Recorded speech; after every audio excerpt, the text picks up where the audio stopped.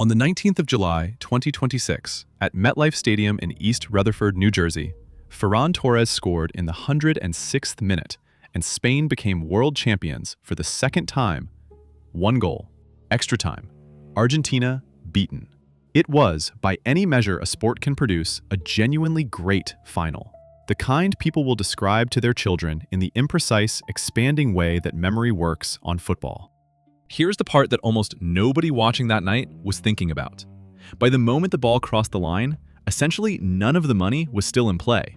The broadcast rights had been sold 11 years earlier. The sponsorship inventory had been contracted through multiple cycles. The hospitality packages had cleared their revenue targets a full year before the tournament kicked off. Spain's victory changed who lifted the trophy. It changed almost nothing about the roughly $13 billion that had already been booked.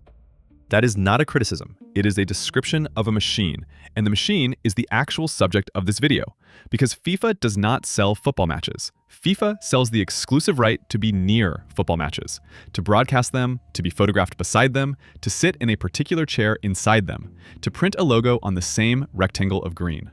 The football is real. The football is also, structurally, the raw input into a rights business that generates more revenue in a 4-year cycle than the gross domestic product of roughly 40 sovereign nations. $13 billion.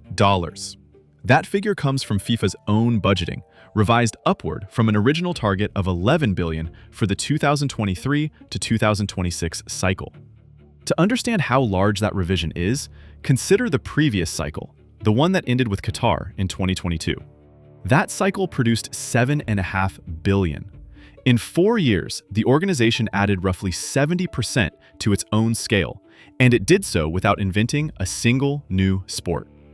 So the question this video is going to answer, carefully and with the receipts, is a mechanical one, not whether this is good or bad. You will form your own view, and you should. The question is how. How does a private association, registered in Zurich, take 33 days of football, played in 16 cities across 3 countries, and convert it into the single largest concentration of sports revenue ever assembled?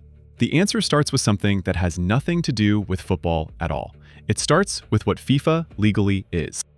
FIFA is not a corporation. It has no shareholders, issues no stock, pays no dividends, and cannot be acquired. Under Swiss law, it is an association, the same legal category that governs a chess club or a regional choir. It has 211 member associations, each with 1 vote, which means Germany's vote and the vote of Montserrat carry identical weight in the FIFA Congress. On paper, this is one of the most democratic structures in international sport. In practice, the structure does something else as well. An association is not required to distribute profit because an association is not supposed to have profit. It has surplus, and surplus is retained for the pursuit of the association's stated purpose. FIFA's stated purpose is the global development of football. So every dollar the machine generates that is not spent has a natural, legally coherent home, the reserve. And FIFA's reserves currently sit at approximately $3.5 billion, a figure the organization itself has described as a very solid level. Then there is the tax question, which is where the structure stops being abstract. FIFA has held tax-exempt status in the United States since 1994, the year it last staged a World Cup on American soil. That exemption is not a loophole discovered by clever accountants. It is the recognized status of a non-profit sports federation, and it is entirely lawful. It is also, in the context of a tournament projected to generate around $9 billion inside American borders, an extraordinarily consequential piece of paperwork. Consider what that means in sequence. Broadcast revenue generated from American networks. Sponsorship revenue from American corporations. Ticketing and hospitality revenue collected from American consumers in American stadiums in American dollars. FIFA further requires, through its host country agreements, exemptions from income tax on broadcasting and commercial rights revenue generated within host territories for the duration of the tournament. The money is earned in the host country. The money does not, in any meaningful tax sense, stay there. This is the foundation everything else is built on, and it is worth sitting with for a moment before we move. A private Swiss association, governed by 211 votes, exempt from tax in the largest consumer market on Earth, holding $3.5 billion in reserve, owning the exclusive global rights to the most watched recurring event in human history. Now, And only now does it make sense to look at how the revenue actually arrives. And the first thing to understand is that FIFA does not think in tournaments. It thinks in cycles. Ask most people how much a World Cup makes, and they will try to answer with a single number attached to a single summer. FIFA's own accounts do not work that way, and the difference is not cosmetic. It is the key to reading everything that follows. FIFA reports on a 4-year cycle. Revenue is recognized across the cycle. Costs are spread across the cycle. Development spending is committed across the cycle. The tournament is the harvest, but the ledger covers the whole growing season. The 2019 to 2022 cycle, culminating in Qatar, closed at approximately $7.5 billion. When FIFA published its budget for the 2023 to 2026 cycle, the target was $11 billion, already a substantial increase, driven almost entirely by the decision to expand the tournament from 32 teams to 48. That budget was then revised upward to approximately $13 billion. Roughly $9 billion of it lands in 2026 alone. Where did the extra $2 billion come from? Not from the World Cup. It came from a tournament that did not exist when the original budget was drawn, the expanded Club World Cup, staged in the United States in the summer of 2025. We will come back to that tournament in detail, because it is one of the most revealing things FIFA has ever done, and because the money behind it traveled a route worth tracing carefully. The cycle logic also explains something that confuses a lot of people. Why FIFA appears to lose money for 3 years and then post an enormous surplus in the 4th. In the non-World Cup years, the organization is spending on development programs, on youth tournaments, on administration, on the women's game, on staging the events that do not generate rights fees at anything like World Cup scale. Then, the tournament arrives, and the entire 4 years of expenditure is settled in a single quarter.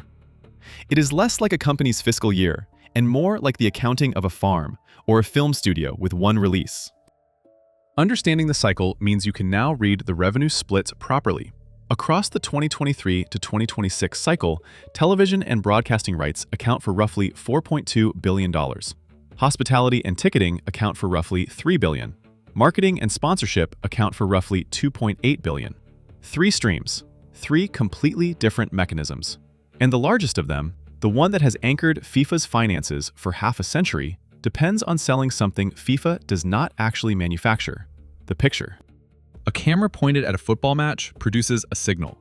That signal has no inherent scarcity. Physics does not limit how many people can watch a moving image. Scarcity has to be manufactured, and FIFA manufactures it through the simplest instrument in commerce: exclusivity. One broadcaster, per territory, per language. Everyone else is locked out. The value of the rights is not the value of the football. It is the value of the lockout.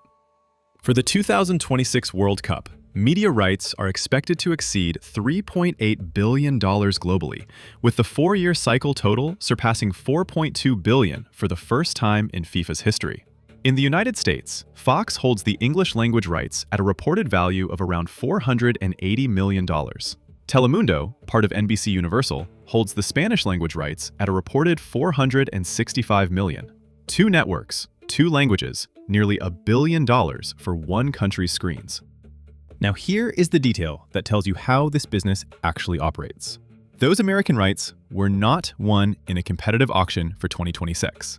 On the 12th of February, 2015, FIFA extended the existing Fox and Telemundo agreements, along with Bell Media's Canadian rights, to cover the 2026 tournament without accepting other bids. No open process, no rival offers considered. The extension was widely understood as compensation. FIFA had moved the 2022 Qatar World Cup out of its traditional summer window and into November and December, wrecking the broadcasters' scheduling assumptions and colliding with the American football season they had built their business around. Think about what that means as a matter of commercial reality.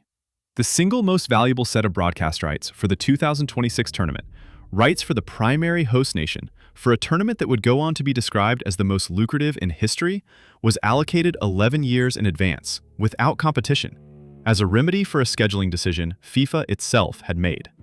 Whatever else that is, it is not a market clearing at its highest price. It is a settlement. And it points to something structural. FIFA's rights are so concentrated, and its counterparties so few, that ordinary market discipline barely applies. There is one World Cup. There is one seller. In each territory, there are perhaps 3 buyers who can genuinely afford it, and they know that walking away means ceding a generation of viewers to a competitor. That asymmetry is the engine of the largest revenue line in the business, but it is not the line growing fastest. That distinction belongs to the business of renting the badge. There is a specific commercial product FIFA sells that has no physical existence whatsoever. It is the right for a corporation to place itself, visually and verbally, inside the emotional space of the World Cup, to say official in front of its own product category, and to be believed. For the 2023 to 2026 cycle, that product is expected to generate more than $2.8 billion. The structure is a hierarchy, and the hierarchy is the point. At the top sit the FIFA partners: Adidas, Coca-Cola, Hyundai Kia, Visa, Aramco, Lenovo, and Qatar Airways. 7 brands, worldwide rights, across all FIFA events, on multi-year agreements typically spanning 2 or 3 cycles and reported to run well above $100 million per cycle. Below them, the World Cup sponsors: Anheuser-Busch InBev, Bank of America, Frito-Lay, McDonald's, Mengniu Dairy, Unilever, Verizon, Hisense. Global rights to the tournament itself, at reported values in the range of $65 to $95 million. Below them, regional supporters, including the Home Depot, Valvoline, Rocket Cargo, Diageo, Airbnb, and American Airlines, at reported values from roughly $10 to $25 million. Read that top tier again, and something becomes visible. Aramco is the Saudi Arabian state oil company, the largest oil producer on the planet, majority owned by the Saudi government. Qatar Airways is the state-owned flag carrier of Qatar. 2 of the 7 highest-tier partners in world football are sovereign instruments of Gulf states. That is not an accusation of anything. These are lawful, disclosed, publicly announced commercial agreements. It is simply a fact about who is now willing to pay the most to stand closest to the game. And it is a fact that will matter enormously when we get to the end of this story. The economics of the sponsorship tier reward FIFA in a way the broadcast tier does not. A broadcast deal is priced against measurable delivery, viewers, ratings, advertising inventory a network can resell. A partnership is priced against something far softer: association. What is it worth for a state oil company to be adjacent to the most watched sporting event on Earth? There is no rate card for that. Which means the ceiling on the price is set by the buyer's motivation, not by the underlying audience economics. And sovereign buyers have motivations that a soft drink company does not. So we have 2 streams explained. The picture sold on exclusivity. The badge sold on association. Both are old businesses. FIFA has been running versions of them since the 1970s. But the stream that transformed this cycle, the one that took the tournament from lucrative to unprecedented, is newer, and it works on a completely different principle. It does not sell an image or an association. It sells proximity, and it sells it by the seat.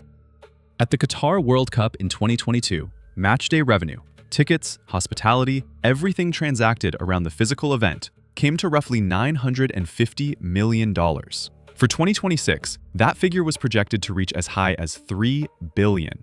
An increase of more than 200% from one tournament to the next, in a category that most people assume is simply ticket sales. It is not simply ticket sales. The transformation runs through a company called On Location, appointed as the official hospitality provider of the 2026 World Cup. On Location is part of TKO Group, the sports business vehicle assembled by Endeavor, the same corporate structure that houses the talent agency IMG, the UFC, and WWE. This is the machinery of American premium live entertainment, the apparatus built over decades around the Super Bowl and the NFL, applied to the World Cup for the first time at full scale. What On Location sells is not a seat. It is a graduated hierarchy of proximity: hospitality villages, private suites, pitchside lounges, pre-match access, post-match access, curated experiences layered onto the match like courses in a tasting menu. More than 500,000 packages were allocated, and the timing tells the story more sharply than the volume does. By June of 2025, a full year before a ball was kicked, the 2026 hospitality program had already surpassed the total hospitality revenue of the entire Qatar World Cup. By March of 2026, it had more than doubled the revenue of any previous World Cup program. Consider the risk profile that creates. FIFA had banked a substantial portion of its largest growth category before the tournament existed as a physical event, before qualification finished, before groups were drawn, before anyone knew whether the football would be any good. The hospitality market does not price on sporting quality. It prices on scarcity and status, and both of those were fixed the moment the calendar was published. This is the quiet structural shift of the 2026 cycle, and it deserves to be named plainly. FIFA moved from selling access to watch towards selling access to belong. The first has a natural price ceiling because a seat is a seat. The second does not, because status is positional, and there is always another tier above the tier you bought. Which raises the obvious next question, and it is the one that generated more anger in the first half of 2026 than anything else in this story. If the premium end has no ceiling, what happened to the ordinary seat?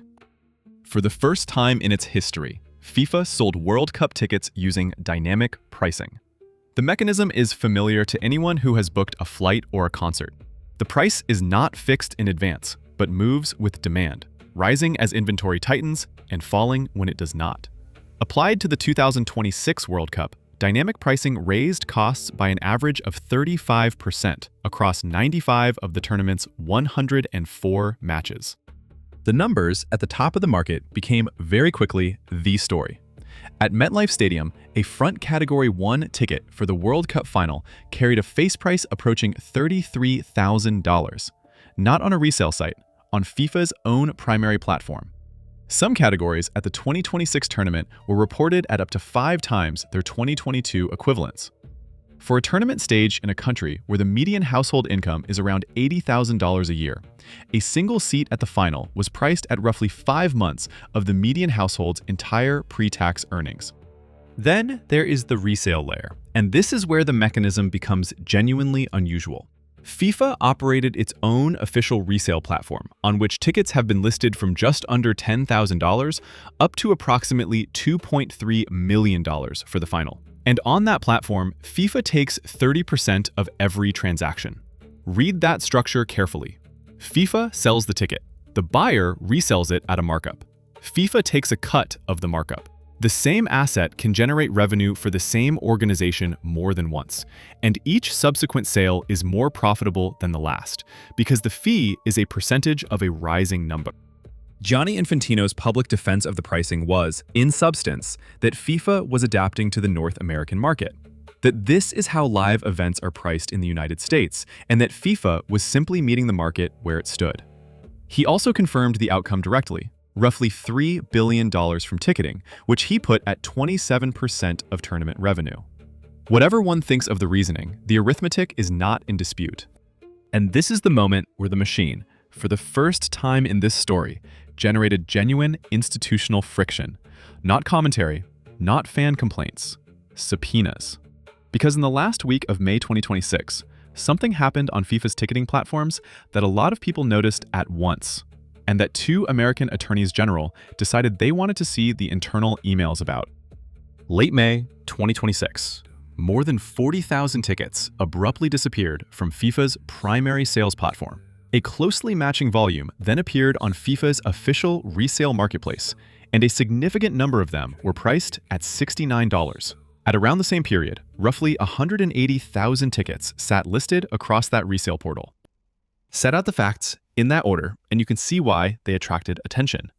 Inventory vanishing from the venue where FIFA earns the face value, and reappearing at the venue where FIFA earns a percentage of whatever the market will bear. It is worth being precise about what is and is not established here. What is documented is the movement and the timing. The reason for the movement is exactly what is under investigation, and no conclusion has been reached. The Attorneys General of New York and New Jersey opened an inquiry and subpoenaed FIFA for internal communications concerning ticket sales at MetLife Stadium, the venue that hosted the final. It is an unusual position for a sports federation to occupy, under formal legal scrutiny by 2 American states regarding the pricing of the event it had spent a decade assembling in the weeks immediately before that event began. There is a broader point underneath the specifics, and it is the reason this block exists in the script rather than a footnote. Every previous revenue stream we have examined involves FIFA selling something once to a sophisticated counterparty under a negotiated contract. A broadcaster, a multinational, a hospitality operator. Those buyers have lawyers, leverage, and alternatives. The ticketing layer is the only place in the entire machine where FIFA transacts directly with individual members of the public, who have none of those things and who cannot negotiate. It is therefore the only place where the pricing power of the machine is visible to the person paying it. Which is exactly why it produced the friction it did. The $3 billion broadcast negotiation happens in a boardroom and generates a press release. The $33,000 ticket happens on a phone screen at a kitchen table and generates a subpoena. But to understand why there were so many tickets to sell in the first place, why 2026 had 104 matches instead of 64, you have to look at the decision that made all of this possible and recognize it for what it was. In 2017, FIFA decided that the World Cup would grow from 32 teams to 48. The stated rationale was inclusion. More nations, more continents, more of the world's football population with a genuine path to the tournament. That rationale is real, and for the associations that qualified for the first time in 2026, it was transformative. It also did something else, and the something else is measurable. 32 teams playing 64 matches became 48 teams playing 104. 62% more matches. And a match, in the language of this business, is not primarily a sporting contest. It is an inventory unit. Every match is a fresh block of broadcast hours, a fresh stadium to fill, a fresh set of hospitality packages, a fresh day of sponsor activation, a fresh set of tickets to price dynamically. Expansion did not just add teams to the tournament, it added 40 new units of sellable inventory to the product. Now put the two prior blocks against this one, and the sequence becomes clear. Expansion increased supply. Dynamic pricing ensured that the additional supply did not depress the price. Because under dynamic pricing, price follows demand rather than being fixed against inventory.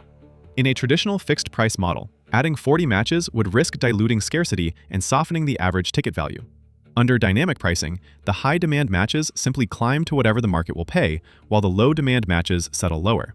The system captures the upside of scarcity without carrying the downside of surplus. This is the elegance of the 2026 design, and it is worth admiring as engineering, even if you dislike its consequences. Almost every element compounds with the others. Expansion creates inventory. Inventory creates broadcast hours, which raises media rights values. More matches across 16 cities creates more sponsor activation surface. More stadiums creates more hospitality tiers. And dynamic pricing sits across the whole thing, ensuring that increased volume does not come at the cost of per unit value. Each lever makes the other levers work harder. But even a machine this well designed could not have produced a $2 billion upward revision to a 4-year budget on its own. That revision came from somewhere else, from a tournament FIFA created almost from nothing, staged in the summer of 2025, funded through a chain of transactions that is worth following slowly and precisely. Because when you follow the money on the Club World Cup, it goes somewhere very few people expected.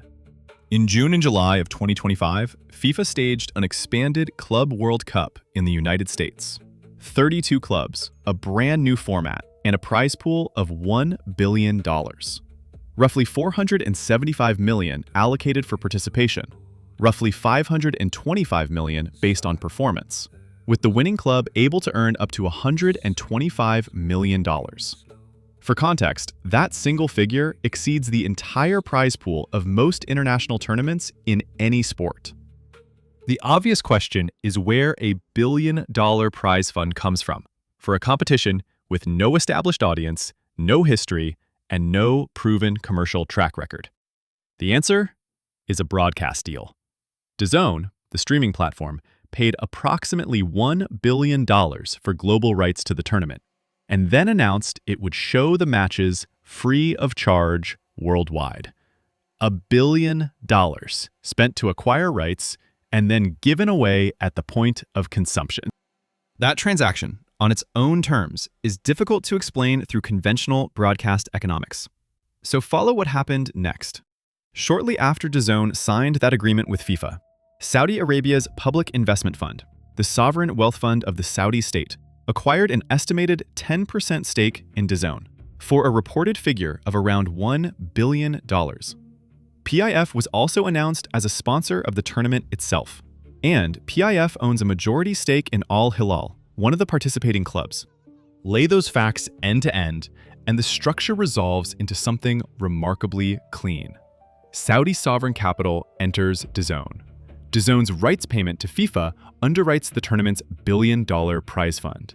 Saudi sovereign capital is separately a sponsor of that tournament, and a club majority owned by that same fund competes in it. Every individual transaction is lawful, disclosed, and publicly announced. What is notable is not any single element. It is the closed loop that the elements form when you place them in sequence. And this is where the missing $2 billion in FIFA's revised budget came from. The Club World Cup was not in the original 2023 to 2026 plan. It was created, sold, funded, and staged inside the cycle, and it carried the cycle from 11 billion to 13, which means the largest single financial innovation of the 2026 era was not the World Cup at all. It was FIFA demonstrating that it could manufacture a premium tournament from scratch, on short notice, and find a buyer. The remaining question, the one that determines what all of this actually means, is who pays for the ground it is all staged on? And the answer is not FIFA. FIFA does not own a stadium. It has never built one. For the 2026 World Cup, staged across 16 existing venues in the United States, Mexico, and Canada, this was presented as a virtue. No white elephant construction, no billion-dollar arenas rotting in the years afterward, none of the infrastructure waste that has followed previous tournaments. That framing is accurate as far as it goes. What it omits is the operating bill. Under the host city agreements, U.S. host cities faced estimated costs in the range of $100 to $200 million or more each. Traffic management, emergency response, transit, sanitation, stadium retrofitting to meet FIFA's specifications, and the fan festivals FIFA requires but does not pay for. Security alone drew $625 million in federal funding awarded across the 11 American host cities. Houston received $65 million of that. These are not FIFA's expenditures. They are public expenditures. Now the revenue side, which is where the agreements become genuinely one-sided. Host cities do not receive a share of game day revenue. Not from tickets, not from concessions, not from merchandise, not from parking. Cities were also restricted by FIFA from selling tickets or suites as part of local corporate sponsorship packages, which is ordinarily one of the primary ways a local organizing committee funds itself. Investigative reporting by ProPublica on these contracts found that they lock host cities out of prospective revenue more comprehensively than any previous edition of the tournament. And then the tax layer, which compounds the rest. Every U.S. host city exempted World Cup ticket sales from sales tax. In Kansas City, with 6 matches at Arrowhead Stadium, the Institute on Taxation and Economic Policy estimated more than $11 million in foregone state and local revenue from that exemption alone. Multiply that pattern across 11 American cities, and the aggregate is substantial. Not merely revenue FIFA does not pay, but revenue that host governments contractually agreed not to collect from anyone. So assemble the complete picture. The public builds and maintains the stadiums. The public funds the security. The public absorbs the operating costs. The public waives the sales tax. FIFA rents the venue for a month, retains the broadcast rights, the sponsorship rights, the ticketing revenue, the hospitality revenue, and the resale commission, and is itself exempt from tax on the commercial income generated. Which brings us to the question that any fair account of this has to ask next, because a great deal of money does flow back out of Zurich. The question is, where it goes. It would be a distortion to describe FIFA as an organization that only extracts. It redistributes on an enormous scale, and any honest analysis has to put those numbers on the table with the same precision as the rest. For the 2026 World Cup, FIFA approved a record total financial contribution of approximately $871 million. Of that, roughly $655 million was paid as prize money to the 48 participating teams, a 50% increase on the previous edition.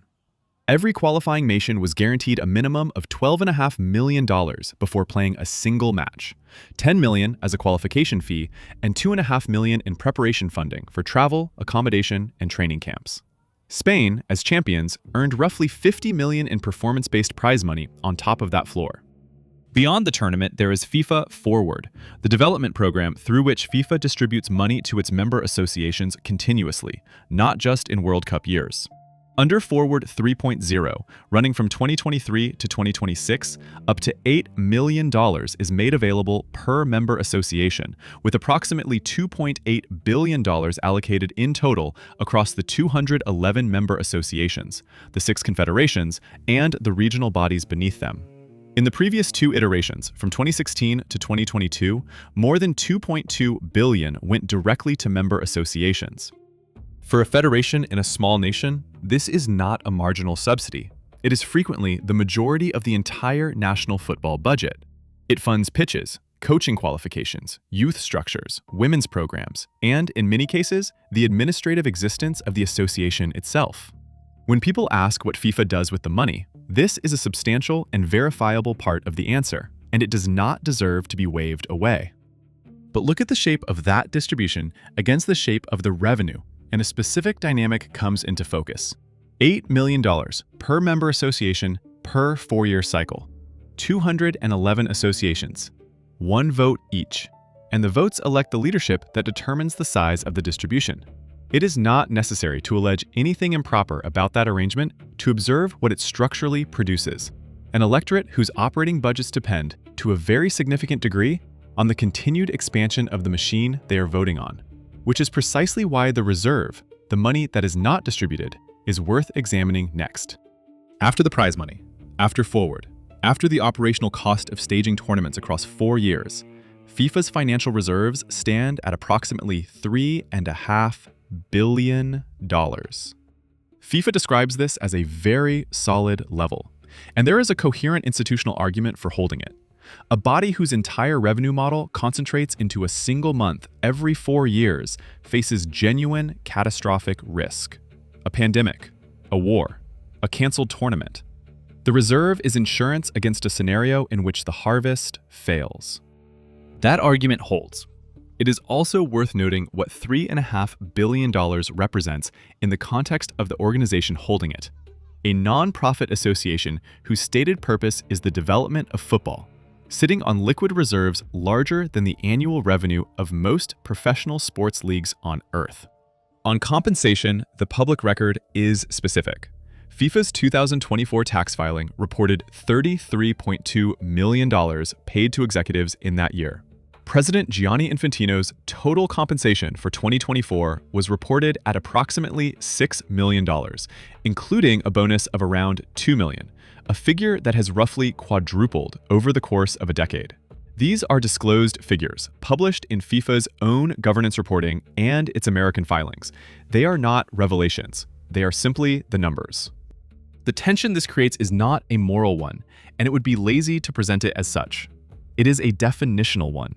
FIFA is legally a non-profit, and every element of what we have described is consistent with non-profit status.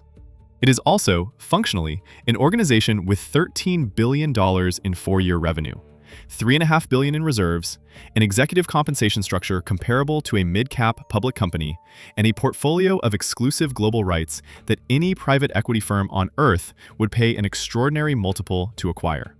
Both descriptions are true at once. The gap between them is where nearly every argument about FIFA actually lives. And this is not the first time that gap has attracted attention from people with subpoena power. Because the reason this tournament was in the United States at all, and the reason American law enforcement is a recurring character in this story, goes back to a morning in Zurich in May 2015, when the machine we have just described came very close to being taken apart entirely.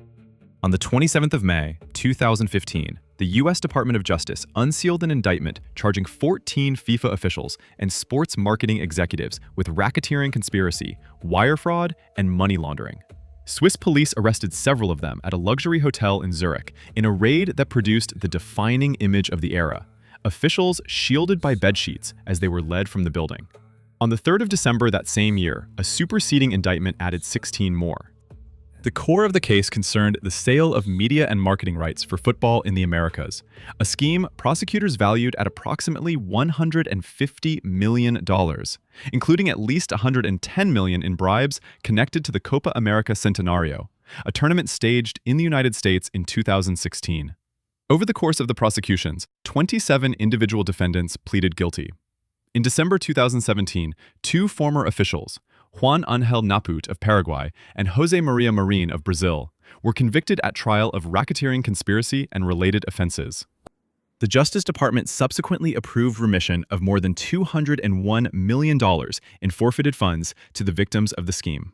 And here is the part that reframes everything. The recognized victims included FIFA itself, along with the confederations. The organization whose officials had been prosecuted was formally designated as an injured party and received distributions from the funds recovered. Understand what the 2015 case did to the structure. The old model was corruption at the level of the individual. Officials personally selling rights they controlled, capturing value that should have flowed to the institution in cash through intermediaries. What replaced it is the machine this entire video has described: centralized, contractual, disclosed, audited, and legal. Dynamic pricing is published policy. The resale commission is in the terms of service. The Gulf sponsorships are announced with press releases.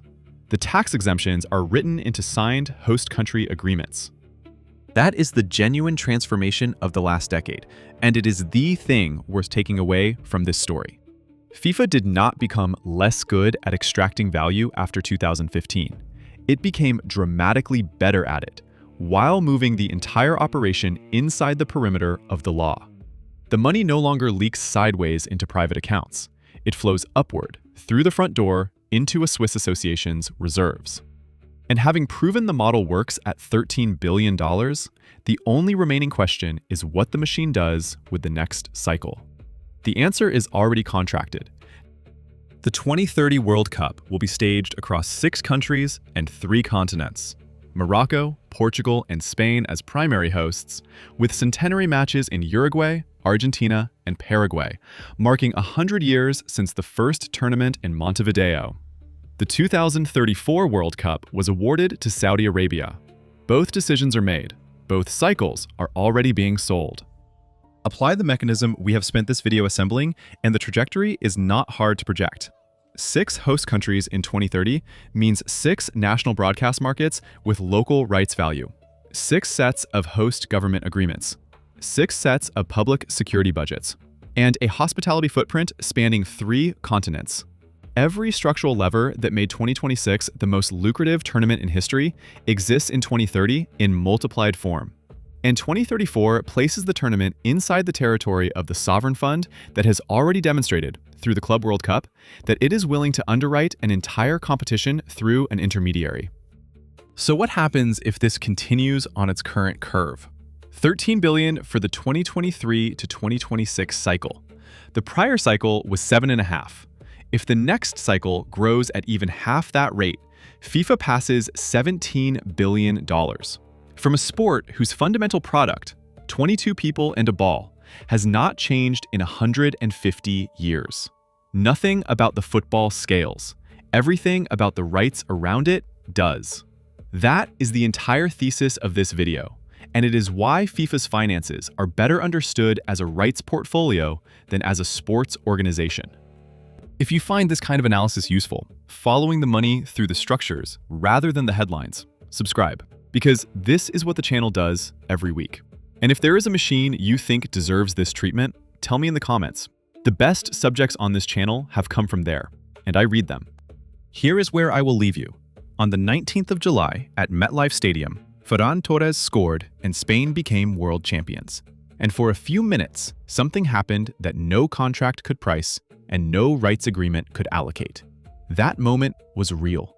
It belonged to the players and to the people watching. Everything surrounding it, the picture, the badge, the seat, the room behind the seat, the stage the public paid for, had already been sold years in advance to buyers who were never uncertain about the outcome. The football is the only part of this that is genuinely unpredictable. That is precisely what makes it the most valuable raw material on Earth.